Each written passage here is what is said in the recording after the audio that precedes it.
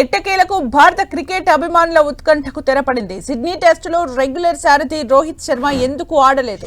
టెస్టులకు retirement ప్రకటిస్తాడా అనే ప్రశ్నలకు సమాధానం దొరికింది. ఆసీస్తో 5వ టెస్ట్ రెండో రోజు లంచ్ బ్రేక్ సమయంలో ఇర్ఫాన్ పఠాన్తో కలిసి రోహిత్ మాట్లాడాడు. తన భవిష్యత్తుపై ఓ క్లారిటీ ఇచ్చేశాడు. జట్టు అవసరాలే ముఖ్యమని వెల్లడించాడు.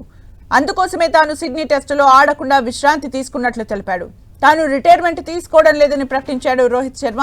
సిడ్నీ టెస్ట్ నుంచి మాత్రమే విశ్రాంతి తీసుకుంటున్నట్లు తెలిపాడు. జట్టు అవసరాన్ని దృష్టిలో ఉంచుకుని నిర్ణయం తీసుకున్నట్లు చెప్పాడు. పెర్త్ టెస్టులో KL Rahul, Yashasvi Jaiswal double century భాగస్వామ్యంతో మ్యాచ్ విజయంలో కీలక పాత్ర పోషించారు. ఆ జోడీని మార్చకూడదనే ఉద్దేశంతో పాటు ఫామ్ పరంగాను కేఎల్ మెరుగ్గా ఉన్నాడని ఈ నిర్ణయం తీసుకున్నామన్నారు. కీలకమైన పోరులో ఫామ్తో ఇబ్బంది పడే ప్లేయర్లు వద్దని భావించినట్లు చెప్పారు.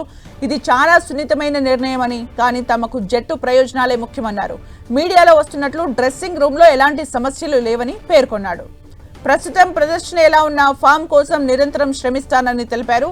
కానీ ల్యాప్టాప్లు, పేపర్, పెన్నుల్ని ముందేసుకునేవారు నేను ఎప్పుడు రిటైర్మెంట్ తీసుకోవాలి, ఎప్పుడు ఏం చేయాలనేది నిర్ణయించలేరని ఖరాఖండిగా చెప్పేశారు రోహిత్ శర్మ. ఏ సమయంలో ఎలాంటి నిర్ణయాలు తీసుకోవాలో తనకు తెలుసన్నారు.